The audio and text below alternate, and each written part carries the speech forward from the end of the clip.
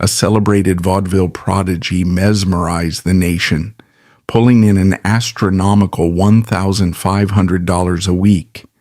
Yet, inside those tightly laced point shoes was a 2-year-old toddler with bleeding feet, her fragile bones crushed by her mother's merciless greed. This was baby June Havoc.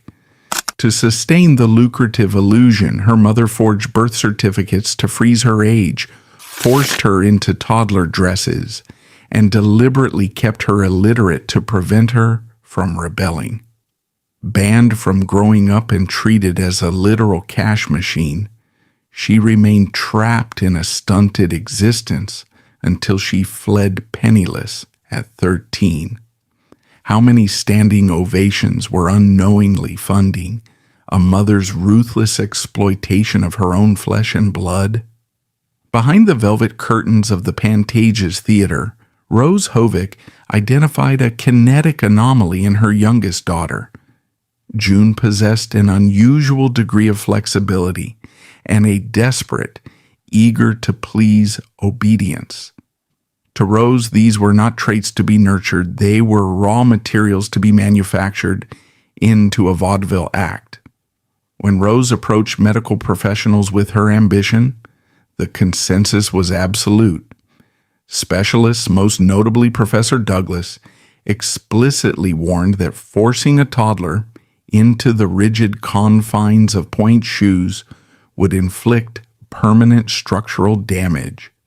The developing spine would be thrown out of alignment, the arches would collapse under the unnatural gravitational shear, and the soft tissue would be subjected to severe, chronic inflammation.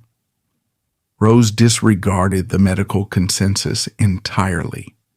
To her, June's physical well-being was secondary to the act's lucrative ticket sales.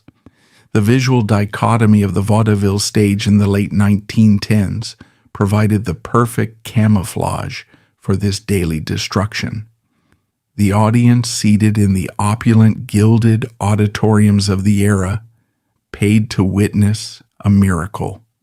They saw a cherubic toddler, adorned in immaculate white tulle and shimmering sequins, executing movements that defied logic.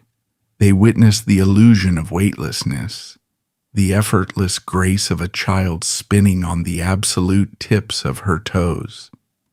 While audiences marveled at the tiniest toe dancer, they were entirely unaware of the permanent damage being inflicted on her still developing bones during every performance. The constant, repetitive friction stripped the skin from the toes, resulting in open, festering abrasions that were simply bound tightly with athletic tape before the next performance. Blood frequently pooled at the bottom of the shoe, turning the lamb's wool padding into a dark, hardened mass. The audience cheered for the flawless execution of a high kick, utterly unaware that the movement required the violent stretching of immature hamstrings and the destabilization of the pelvic girdle.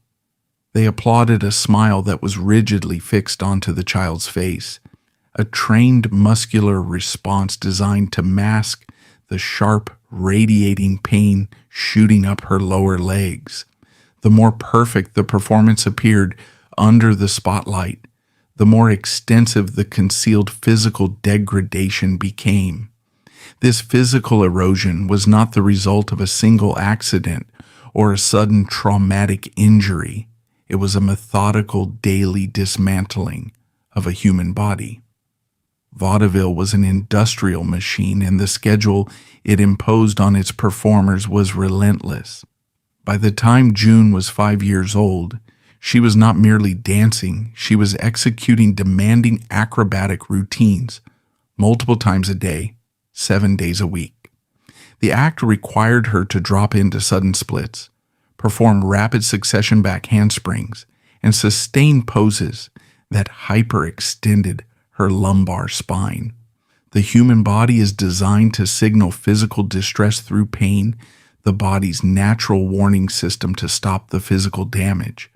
For June, this biological alarm system was forcibly disconnected by her management. There was no concept of physical recovery.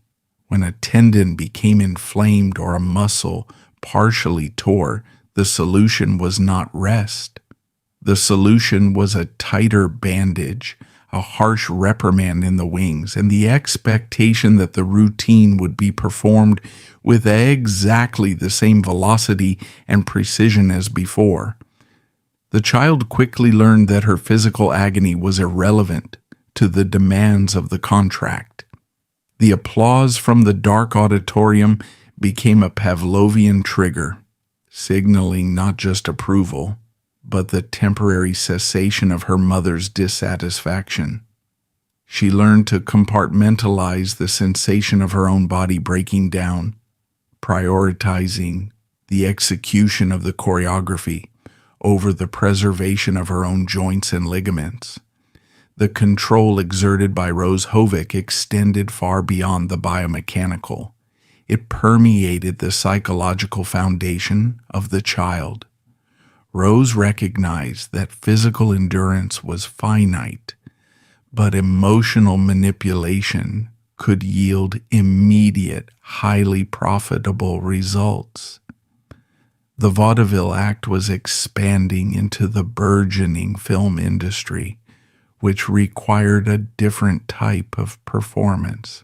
During one critical film shoot, the director demanded a close-up of the child crying in despair. A toddler, exhausted and emotionally detached from the fictional scenario, could not produce the required tears. Time on a film set was an expensive commodity, and the failure of the asset to perform threatened the financial agreement. Rose did not attempt to coax the child or explain the scene.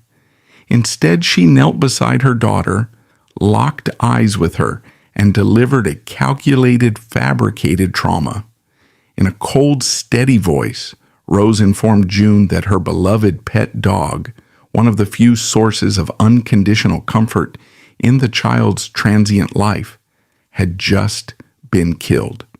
The psychological impact was instantaneous. The child collapsed into genuine, hysterical grief. The cameras rolled, capturing the visceral agony of a shattered toddler. As soon as the director called cut and the necessary footage was secured, Rose casually informed June that it was a lie, a mere theatrical tactic. The dog was fine. The tear-stained face was immediately wiped clean, and the child was expected to resume her position for the next scene. This was not merely bad parenting. It was a systematic conditioning process. It taught the child that her deepest emotions, her grief, and her sense of reality were entirely subordinate to the commercial needs of the act. Her tears were a currency to be extracted at will. As June progressed from toddlerhood toward her 8th year, the cumulative effects of this regimen began to permanently alter her physiology. The cartilage in her feet had begun to prematurely ossify under the constant trauma, forming thick, unnatural calluses and enlarged joint capsules to protect the compromised bone structure. Her spine had adapted to the extreme hyperextension required by her acrobatic routines, resulting in an unnatural curvature that would haunt her with chronic pain for the remainder of her life. She was a biological anomaly, a child whose body had been weaponized against itself to survive the daily demands of the stage. The vaudeville machine, consisting of the theater managers who booked the act, the promoters who sold the tickets, and the audiences who demanded the spectacle, operated in silent complicity. They consumed the labor of a child whose physical boundaries were routinely violated for their entertainment. By 1920, the Havoc family's entire economic survival rested squarely upon the strained ligaments and bruised feet of an 8-year-old girl. She was generating a massive income, functioning as the sole breadwinner, yet she possessed zero autonomy over her own existence.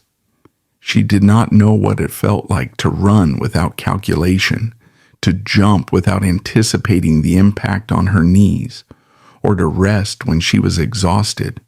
Her physical identity had been completely merged with her stage persona.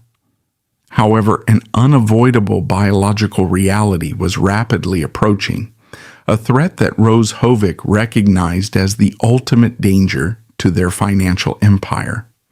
Time was passing, the child was growing taller, the baby fat was beginning to recede, and the undeniable signs of physical maturation were quietly emerging. In the ruthless economy of child stars, an 8-year-old was already approaching obsolescence. The novelty of the tiniest toe dancer was inherently tied to her diminutive size and presumed infancy. If the public, and more importantly, the strict state labor inspectors, realized that the child was aging out of the acceptable parameters for such relentless stage demands, the contracts would vanish. The applause would cease. The money would stop. The physical exploitation of the past 6 years had been achieved through blunt force and psychological dominance. But to maintain the illusion moving forward, a new strategy was required. Rose prepared to transition from severe physical conditioning to massive systematic legal fraud, initiating a campaign to freeze time and eradicate the child's true identity entirely. The human body is genetically programmed for metamorphosis.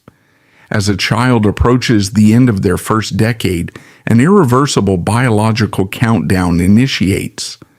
Natural development triggers profound internal shifts, triggering the rapid elongation of the long bones, the shifting of bodily proportions, and the undeniable onset of mature physical traits. For any normal adolescent, this physiological transformation is a natural progression toward adulthood. For the financial enterprise known as Baby June, adolescence was classified as a hostile biological event. It was a direct threat to a highly lucrative corporate brand. The Vaudeville industry did not pay $1,500 a week for an awkward, maturing teenager. They paid for the illusion of a perpetual infant performing impossible feats of biomechanical endurance. To bypass state child labor laws and maintain the profitable illusion of a toddler, historical records indicate Rose actively forged June's birth certificates to freeze her age. The most immediate obstacle to the continuation of the act was not merely the audience's perception, but the formidable presence of state child labor authorities. Organizations like the New York Society for the Prevention of Cruelty to Children, commonly known as the Jerry Society, actively patrolled the theatrical circuits. Their mandate was to enforce strict age restrictions and working hour limits for juvenile performers. A routine inspection could instantly shut down a profitable run if a child was deemed too young to perform such hazardous acrobatics, or conversely, if an older child was being exploited without proper educational provisions. To circumvent this intricate web of state-by-state jurisprudence, Rose constructed a mobile, highly efficient forgery operation.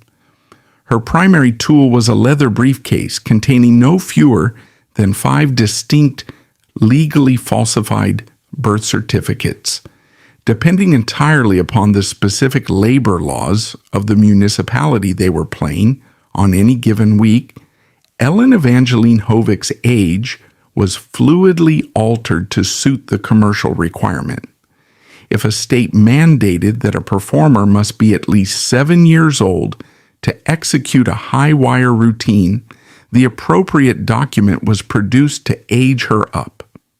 If a theater manager required a toddler to justify the billing of the tiniest toe dancer, a different certificate was presented to shave years off her actual existence. This was not a passive deception. It was an aggressive daily orchestration of perjury. The theater managers, acutely aware of the massive revenue the act generated, operated in silent complicity. They accepted the blatantly forged documents, willfully ignoring the obvious physical discrepancies standing before them. The theater became a localized jurisdiction, where biology and law were effectively suspended, replaced by the supreme authority of the box office ledger. The United States in the 1920s did not possess a unified federal legal framework regarding child labor in the entertainment sector. Instead, it was a fractured, highly localized patchwork of municipal codes, state ordinances, and county-level restrictions. Rose recognized this legislative inconsistency as a massive, highly exploitable loophole. The Baby June Act did not just travel to entertain, it was perpetually in motion specifically to outrun local jurisdictions. Rose functioned less as a mother and more as a ruthless logistics coordinator for a fugitive enterprise. She meticulously tracked the specific labor statutes of every state on the Pantages circuit. When the act was booked in a territory with stringent age verification protocols, such as New York or Illinois, Rose strategically deployed the younger, falsified birth certificates, shrinking June back into a toddler. Conversely, when entering states that restricted the working hours of young children but allowed teenagers more stage time, a different document was produced, instantly aging June to bypass the curfew. This relentless geographical migration completely obliterated any possibility of educational intervention or medical oversight. If a local truant officer or a suspicious pediatrician began asking questions in Ohio, the family was already on a sleeper train bound for Pennsylvania before a subpoena could be issued. The Vaudeville circuit's transient nature was the perfect camouflage for systematic exploitation. By constantly crossing state lines, Rose ensured that no single legal entity possessed the sustained jurisdiction or the consecutive documentation necessary to audit the true physical and chronological reality of her daughter. June was effectively smuggled across America in plain sight, a piece of high-yield biological contraband hidden behind the footlights.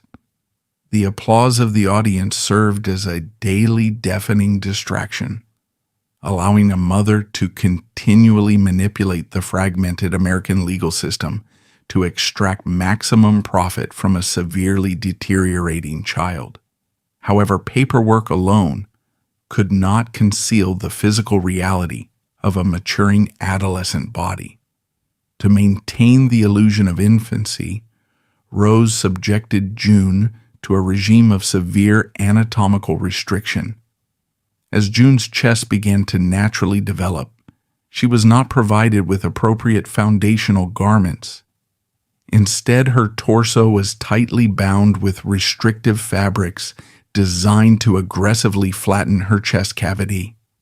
This compression was not merely uncomfortable, it was physiologically dangerous. June was still required to perform highly aerobic, exhausting acrobatic routines multiple times a day. Binding the chest severely restricted her diaphragmatic expansion, limiting her lung capacity and starving her muscles of essential oxygen during peak physical exertion. She was forced to execute backflips, splits, and sustained point work while performing under severe oxygen deprivation. Her internal physiology was heavily restricted, and her natural physical development was subjected to constant agonizing constraints, all to maintain the juvenile silhouette of a young toddler.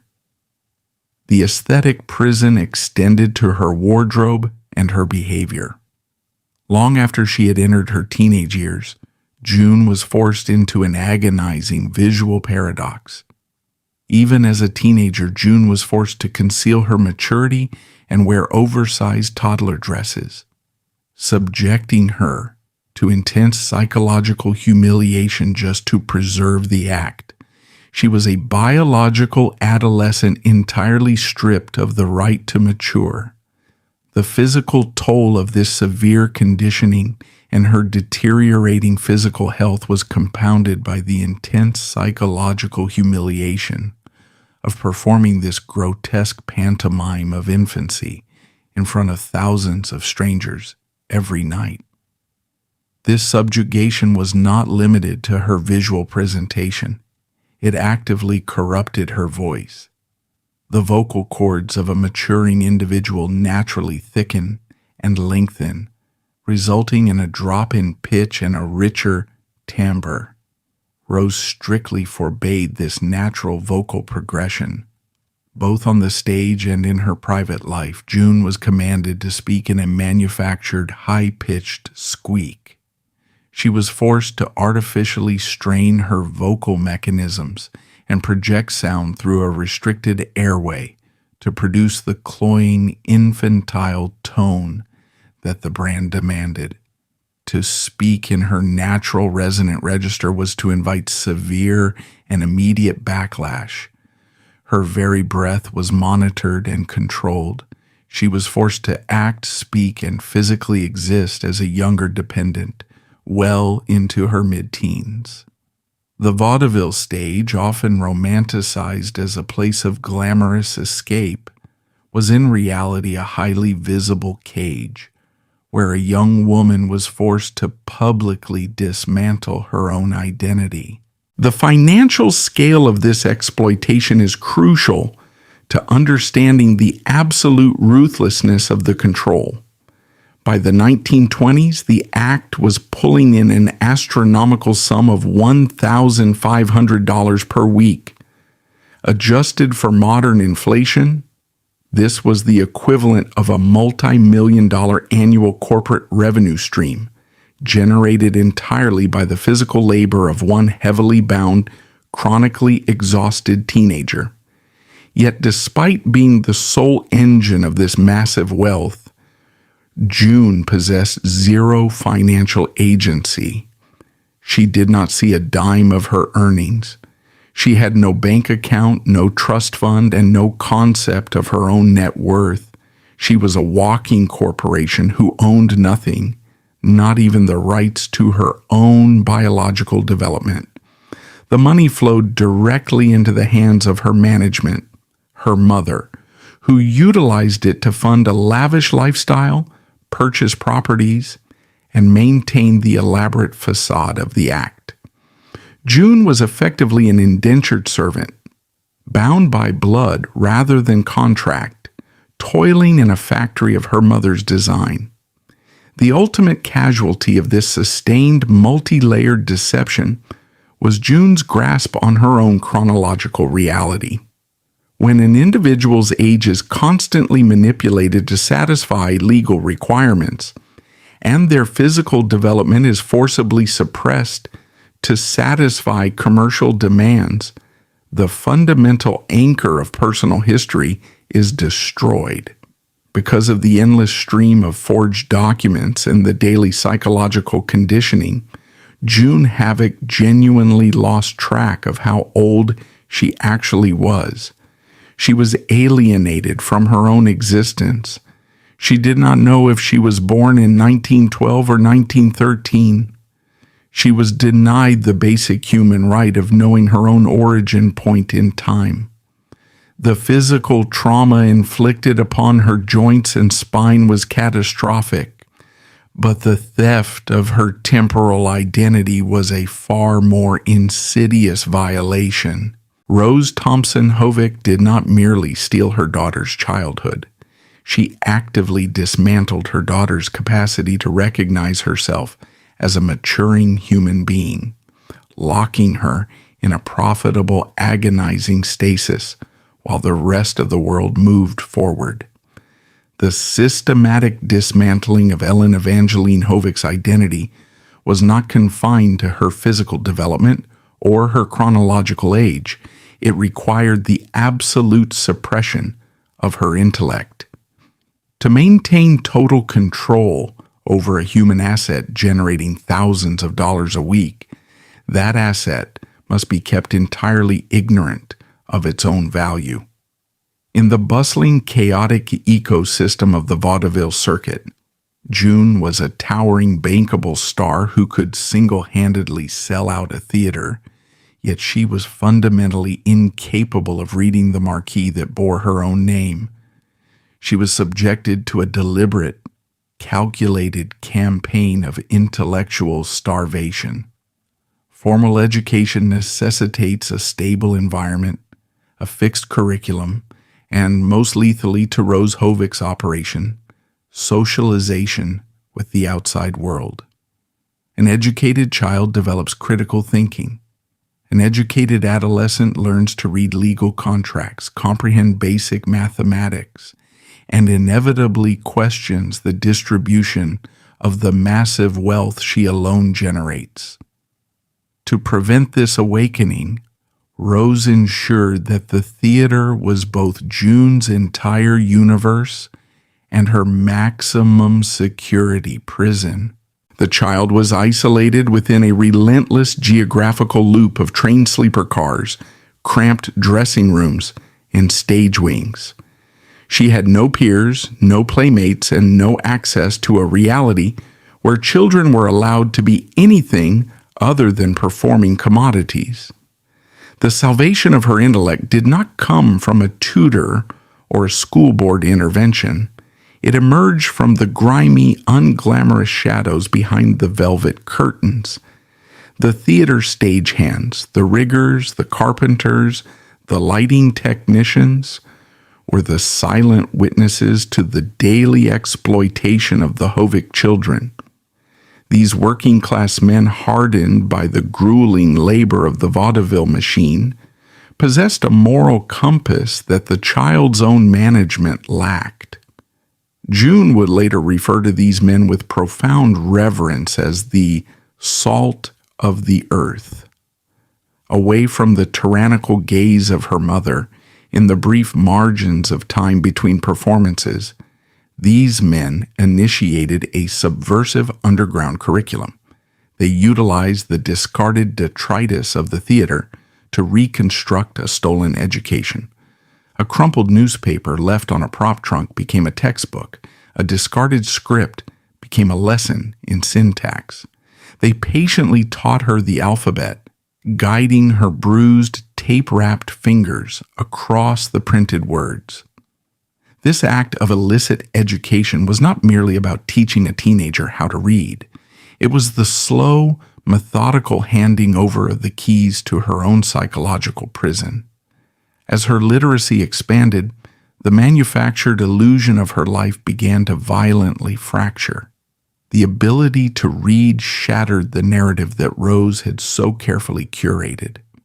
June began to decipher the reviews, the promotional materials, and eventually the stark mathematical reality of the theatrical contracts left carelessly on dressing room tables. The cognitive dissonance was staggering.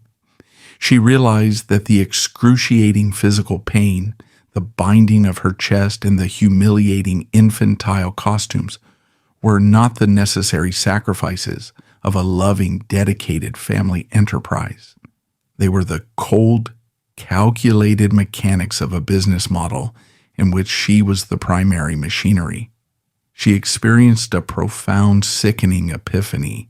She was, in her own bitter words, the fool of the family. The affection she had craved and the approval she had bled for were entirely conditional upon her obedience to the act. She was not a cherished daughter. She was a highly profitable, tightly controlled hostage of her mother's ambition.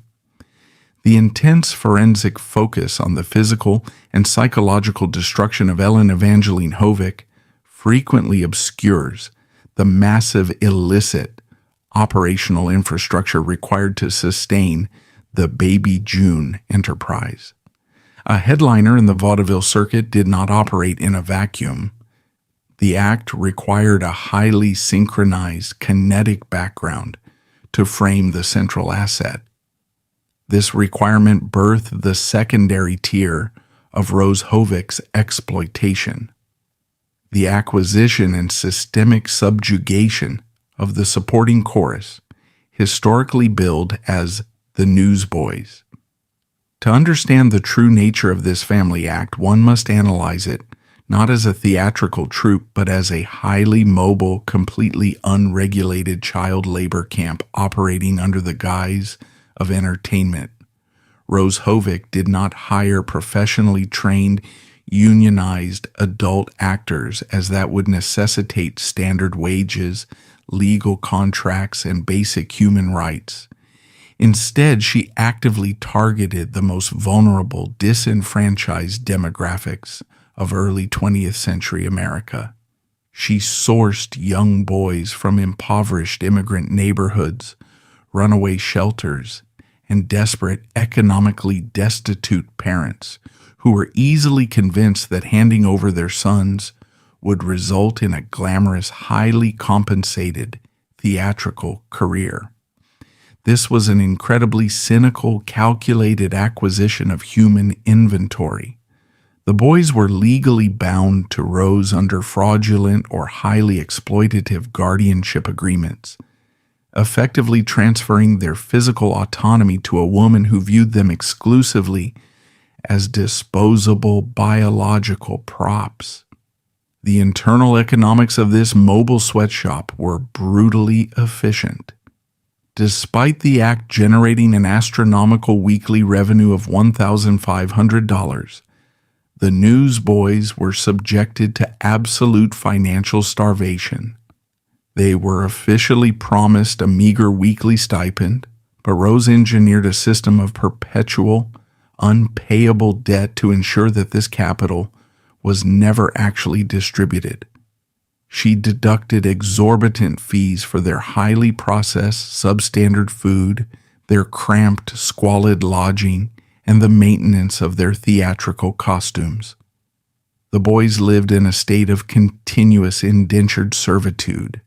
They were housed in abhorrent conditions, frequently forced to sleep on the hard wooden floors of unheated dressing rooms, or packed by the half dozen into single cheap hotel rooms to maximize Rose's profit margins.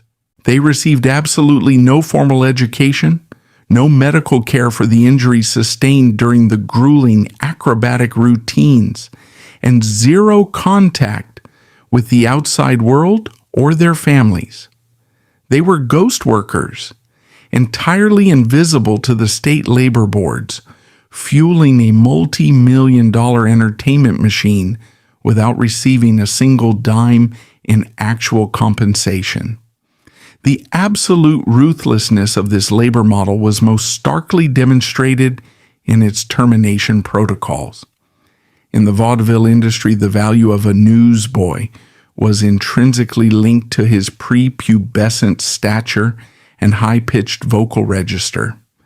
The inevitable onset of biological puberty, a deepening voice, a sudden growth spurt, or the emergence of facial hair was treated not as a natural human development, but as a catastrophic depreciation of the asset.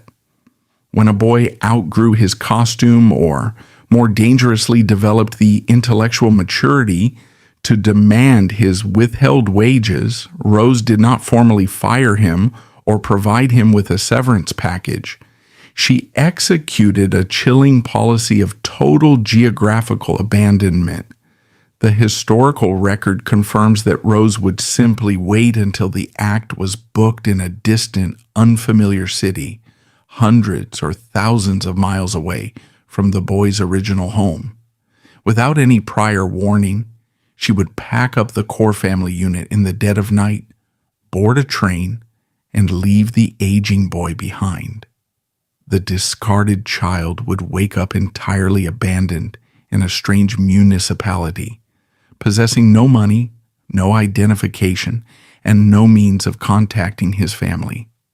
He was instantly transformed from a theatrical performer into a homeless vagrant. Rose effectively utilized the sheer vastness of the American continent as a biological disposal system, discarding the human machinery that had built her fortune the exact second it ceased to be profitable. However, the domestic exploitation of vulnerable children was only one half of Rose Havoc's illicit enterprise. To maintain this level of staggering wealth, she had to navigate and ultimately subjugate the massive, highly organized corporate monopolies that controlled the vaudeville industry. During the 1920s, conglomerates like the Keith Albee Orpheum Circuit held absolute dictatorial power over performers. They dictated the salaries, controlled the touring routes, and could instantly blacklist any act that attempted to negotiate better terms. They operated as a ruthless corporate cartel. To survive and dominate within this system, Rose recognized that standard negotiation tactics were entirely useless. She bypassed the corporate hierarchy by deploying pure, unfiltered, armed extortion. Rose Havoc did not rely on talent agents or legal representatives to secure her contracts.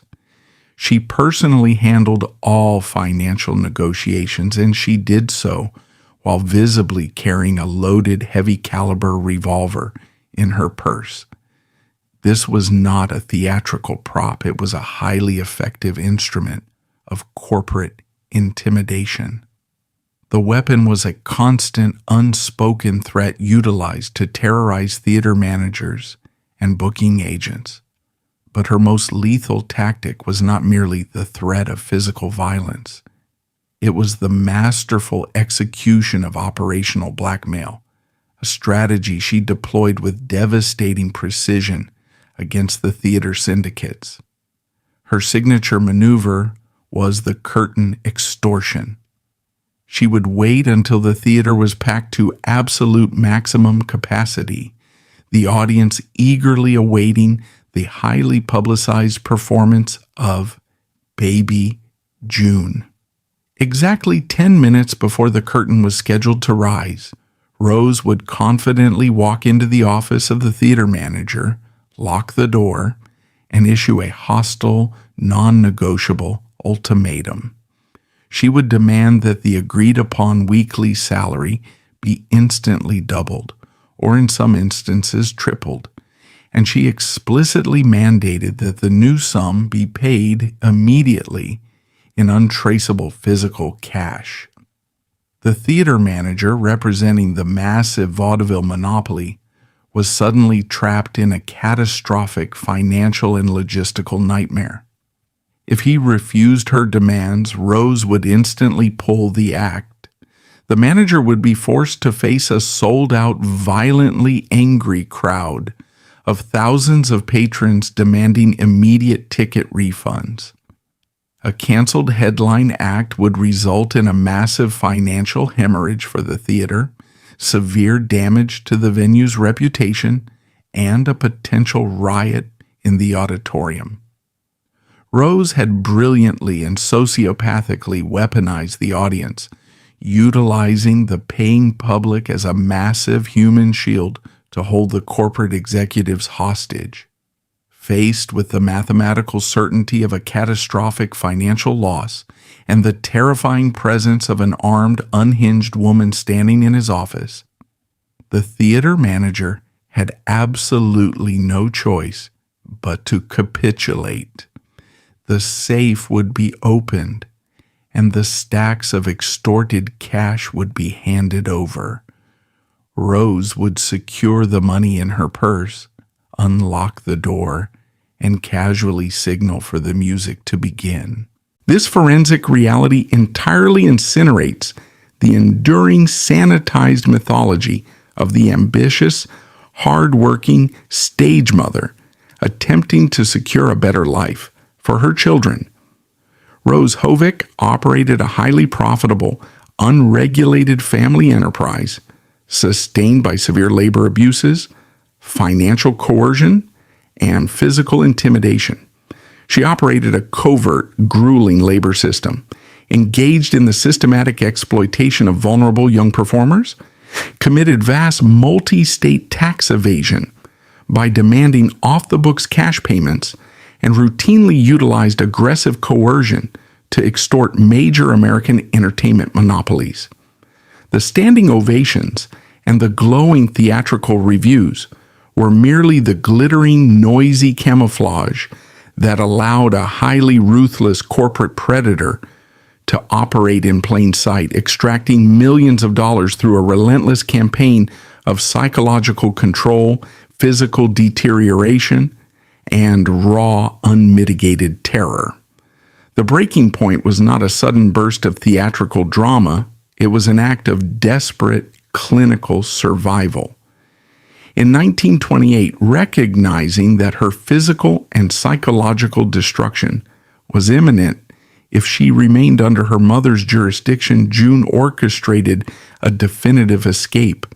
She eloped with Bobby Reed, a young dancer employed within their act. For decades, a persistent romanticized myth circulated that June was a naive, profoundly underage child when she ran away. This specific falsehood was a direct consequence of Rose Havoc's relentless falsification of state documents and press releases. Historical records strictly verify that June was 16 years old. The correction of this timeline is crucial. It strips away the Vaudeville mythology and exposes the reality of a desperate teenager executing a calculated evasion of an abusive guardian. However, the cost of her freedom was total financial annihilation. When she severed the tie with her mother, she was instantly severed from the fortune she had spent her entire childhood generating. At 16 years old, having earned the modern equivalent of millions of dollars, the former headliner of the Pantages circuit stepped into the outside world with absolutely nothing but the clothes she was wearing. The physical act of eloping with Bobby Reed did not simply terminate a family dynamic. It triggered a catastrophic, multi-million-dollar capital flight for the Havoc enterprise. When 16-year-old Ellen Evangeline Havoc walked out of the theater doors, the weekly revenue stream of $1,500 instantly evaporated. Rose Havoc was abruptly confronted with imminent corporate bankruptcy. The primary biological machinery that funded her lavish lifestyle, her properties, and her absolute authority had successfully breached the perimeter. Her reaction to this financial disaster was completely devoid of maternal grief or emotional reflection. She responded with the cold, highly aggressive tactics of a ruthless corporate executive executing a hostile asset recovery operation. Rose immediately recognized that she could not physically force a 16-year-old to perform acrobatic routines against her will on a public stage. She required absolute legal leverage to re-enslave her daughter. In an act of staggering sociopathic hypocrisy, the woman who had spent the previous 10 years aggressively defrauding state labor boards, forging federal birth certificates, and dodging municipal authorities suddenly pivoted to weaponize the very legal system she despised. Rose contacted the regional law enforcement agencies, explicitly utilizing her sanitized public persona of a deeply concerned, respectable mother to manipulate the police force. She filed formal severe criminal charges against Bobby Reed, officially accusing him of kidnapping a minor. This legal maneuver was a masterpiece of systemic exploitation. Under the rigid patriarchal legal framework of the 1920s, a minor child was legally classified as the strict property of the parent. However, the legal emancipation granted by a valid marriage certificate entirely superseded parental ownership. Rose acutely understood this complex legal intersection.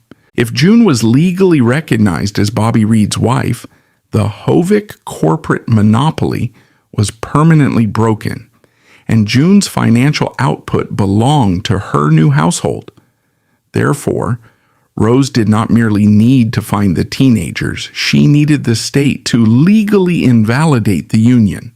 She successfully converted the local police departments into her own unpaid, heavily armed Pinkerton detectives, deploying the state apparatus to hunt down her stolen corporate inventory. The police, operating entirely blind to the decades of severe physical abuse, intellectual starvation, and extortion orchestrated by the mother, swiftly located the fleeing teenagers. Bobby Reed was violently arrested, separated from June, and thrown into a jail cell facing decades in a federal penitentiary for a fabricated kidnapping charge. But Rose Havoc did not intend to rely on the slow, unpredictable mechanics of a courtroom trial to secure her asset. She recognized a brutal, highly efficient legal loophole. If the husband was suddenly deceased, the marital emancipation was instantly voided, and the teenage widow would automatically revert to the strict legal custody of her biological mother. The historical record documenting the subsequent event is a chilling testament to Rose's absolute capacity for lethal violence to protect her profit margins. Following Bobby Reed's arrest, Rose traveled to the police precinct. She did not bring legal representation or a bail bondsman. She arrived carrying a concealed, fully loaded handgun. Arriving at the precinct with a concealed handgun, Rose intended to execute her new son-in-law and legally reclaim her highest-grossing asset. A bloodbath was only prevented by the sheer luck of a hyper-vigilant officer who spotted the weapon and physically disarmed the enraged mother before she could reach the holding cells. The failure of the assassination attempt forced the battle into the courtroom. For June Havoc, this was the ultimate terrifying test of the fragmented, illicit education she had received from the theater stagehands. She was a 16-year-old girl standing before a judge completely severed from her finances, fighting against a highly manipulative, articulate mother who was desperately trying to convince the court that the teenager was a naive child suffering from Stockholm Syndrome. June had to weaponize her own marital status as her sole legal shield. She explicitly testified to the validity of her marriage, formally declaring her status as a wife to block her mother's claim of guardianship. The court, presented with a legally binding marriage certificate, ultimately ruled in June's favor. The kidnapping charges against Bobby Reed collapsed, and the legal umbilical cord to the Havoc enterprise was officially, permanently severed. Rose had utilized the police, the threat of federal prison, and the absolute brink of armed homicide to retain her monopoly. And she had failed. This decisive legal defeat triggered a terrifying, instantaneous corporate pivot. Rose Havoc walked out of that courtroom and immediately abandoned all focus on June. She did not attempt reconciliation. A CEO does not negotiate with a lost asset. Instead, she turned her predatory focus entirely toward the secondary, previously ignored inventory, her older daughter, Louise.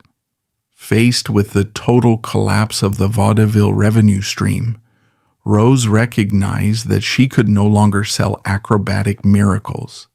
She had to pivot to a completely different, highly unregulated demographic. She took the physically undamaged, untrained older sister and forcefully injected her into the gritty, highly profitable underground economy of the burlesque striptease circuit. The swiftness of this transition is breathtaking in its clinical cruelty.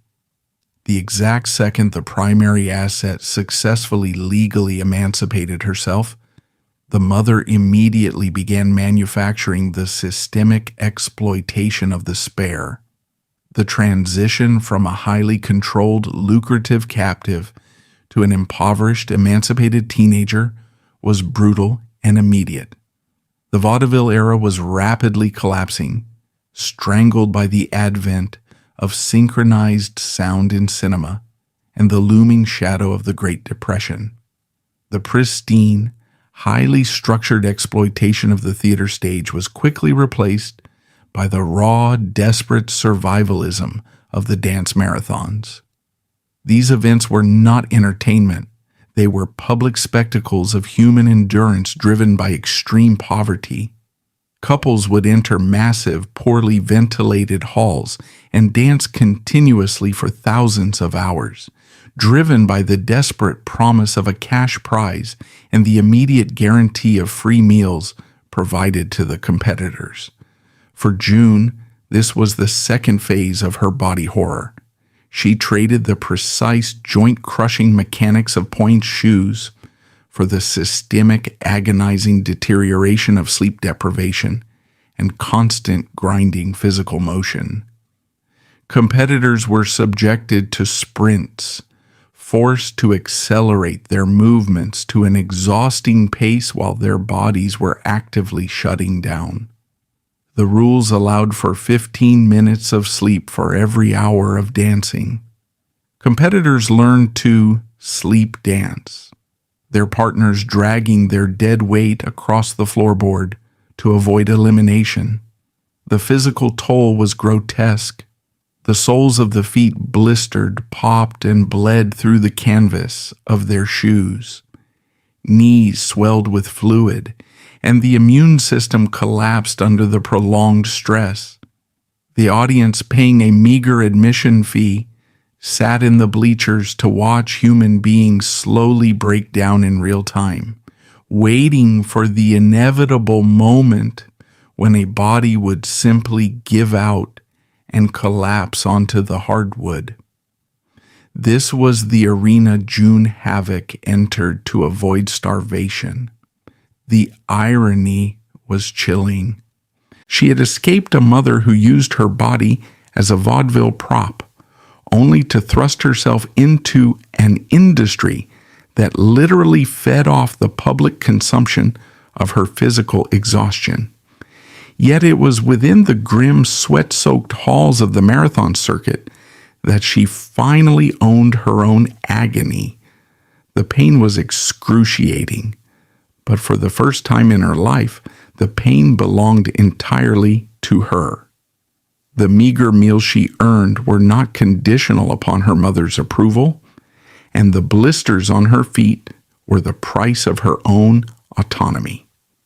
Through sheer, unyielding physical grit forged in her traumatic childhood, June survived the marathons and painstakingly clawed her way into legitimate theater. She rebuilt herself from a discarded child novelty into a highly respected Broadway actress, an insightful director, and a fiercely articulate writer. She confronted her past with an uncompromising clinical honesty in her memoirs, documenting the severe abuse and the calculated fraud of her early life. But the ultimate, enduring cruelty of her existence was yet to come. In 1959, the musical Gypsy premiered, fundamentally altering the historical record of her life. Based loosely on her sister's highly sanitized recollections, The narrative transformed the Havoc family dynamic into a triumphant, toe-tapping American fable. Rose Havoc, the architect of systematic child abuse, the woman who bound her daughter's chest, falsified government documents, and deliberately starved her mind, was aggressively rebranded. She was elevated into a formidable, deeply misunderstood anti-heroine, the ultimate stage mother, driven by a fierce, albeit misguided maternal love. For June Havoc, witnessing the cultural ascension of Gypsy was an act of profound psychological violence. She watched an audience of thousands offer standing ovations to a romanticized, fictionalized version of her own captor. The musical erased the open, bleeding wounds of the point shoes, ignored the relentless forgery, and entirely omitted the deliberate denial of her education. It took the darkest, most traumatic elements of her stolen childhood, polished them, set them to a brilliant brass score, and sold them back to the public as entertainment. She fought fiercely with the producers, demanding accuracy, refusing to allow her pain to be diluted for the sake of a strong second-act finale. But the machinery of Broadway, much like the machinery of Vaudeville, preferred a profitable illusion over a grim reality. The public embraced the myth of the ambitious stage mother and actively rejected the survivor's testimony of the exploited child. Ellen Evangeline Hovic's life remains one of the most blistering indictments of the entertainment industry ever recorded. Her story demands that we look past the glittering marquee and examine the bloody, calloused reality of the stage floor. It forces a confrontation with the uncomfortable truth that society has historically been perfectly willing to consume the physical and psychological destruction of a child, provided that destruction is flawlessly choreographed and set to a catchy rhythm. The legacy of baby June is not a triumph of the human spirit over adversity. It is a permanent clinical record of the devastating lifelong cost of applause. The physical wounds eventually scarred over, but the reality of her existence, a life forcibly halted, manipulated, and ultimately overwritten by a Broadway melody, stands as a final chilling testament to a system that views the human body not as a life to be lived, but as a mechanism to be relentlessly consumed. The human skeletal system keeps an immaculate ledger. Long after the vaudeville theaters were demolished and the forged contracts turned to dust, the physical debt accumulated by baby June came due. The human body can suppress trauma for years, masking structural damage beneath the resilience of youth and the adrenaline of survival. But the biological bill always arrives.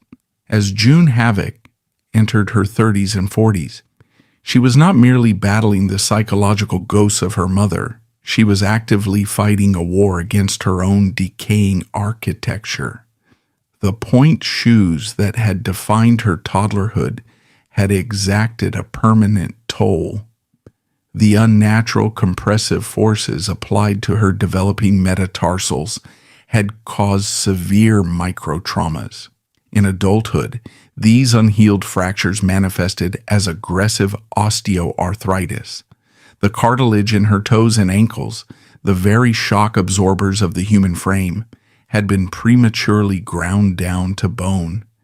Every step was a negotiation with sharp, radiating pain.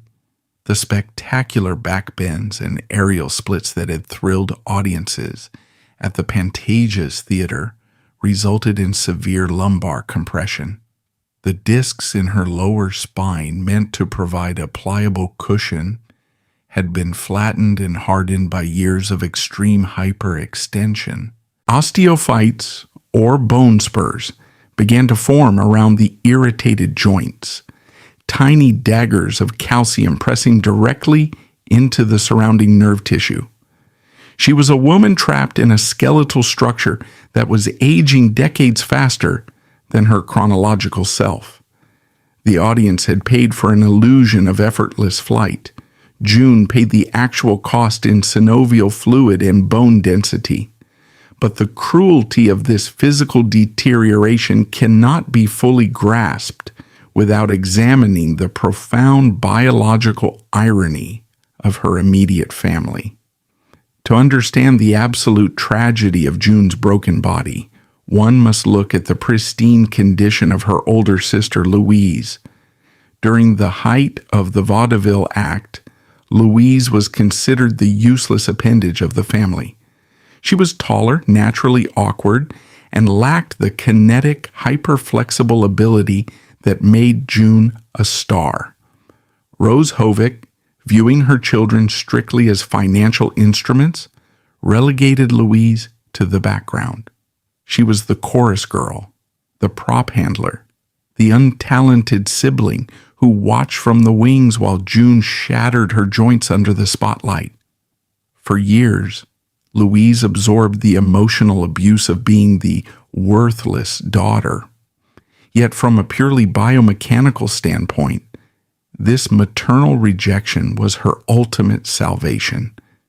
Because she was deemed too clumsy to execute the dangerous acrobatic routines, Louise's skeletal structure was spared. Her spine was not compressed, her joints were not dislocated, her feet were not mutilated by the wooden blocks of pointe shoes.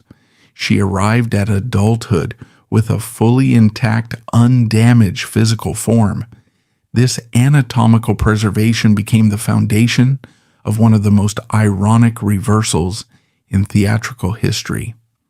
When Vaudeville collapsed and the family faced financial ruin, the spotlight violently shifted. The era of the child prodigy was dead. The era of the burlesque striptease had begun, and the burlesque stage did not demand the grueling, bone-crushing athleticism of the Pantages circuit. It demanded visual perfection. It demanded the flawless adult female form. Louise, renaming herself Gypsy Rose Lee, weaponized her undamaged body. She stepped onto the burlesque stage and became a cultural phenomenon. She was celebrated not for breaking her physical limits, but for slowly, tantalizingly revealing her pristine physique. She became a millionaire, a celebrated author, and an icon of glamour. The sister who had been shielded from physical destruction by her own perceived lack of talent became the ultimate commodity, while June, who had sacrificed her bones, cartilage, and childhood to feed the family, was relegated to the shadows of chronic pain and financial struggle. The divergence of their bodies mirrored the divergence of their narratives. As Gypsy Rose Lee's fame eclipsed her sister's, Gypsy seized control of the family's history. She authored the memoir that would eventually serve as the basis for the Broadway musical Gypsy. In doing so, she committed the final unforgivable theft against her sister. Gypsy possessed the intact body, and now she claimed the right to sanitize the past. The psychological horror for June was absolute. It is one trauma to survive a childhood of severe physical exploitation. It is an entirely different level of psychological torture to watch your abuser be immortalized as a hero. The musical transformed Rose Havoc. The woman who bound June's chest, falsified her identity, and starved her intellect into a misunderstood, fiercely loving matriarch. The brutal reality of the bloody pointe shoes and the forged birth certificates was erased, replaced by triumphant brass orchestration and comedic timing. The narrative completely ignored the physical degradation of the child laborer, focusing instead on the glamorous ascent of the burlesque queen. June was effectively erased from her own suffering. when she publicly protested the inaccuracy of the musical, demanding that the truth of her physical and emotional abuse be acknowledged, she was dismissed. The entertainment industry, which had eagerly consumed her body when she was a toddler, now eagerly consumed the sanitized fiction of her trauma. They preferred the myth of the eccentric stage mother over the stark medical reality of child exploitation. Gypsy Rose Lee had the power of the press and the allure of the spotlight, and she used it to rewrite their shared history, leaving June isolated in her truth.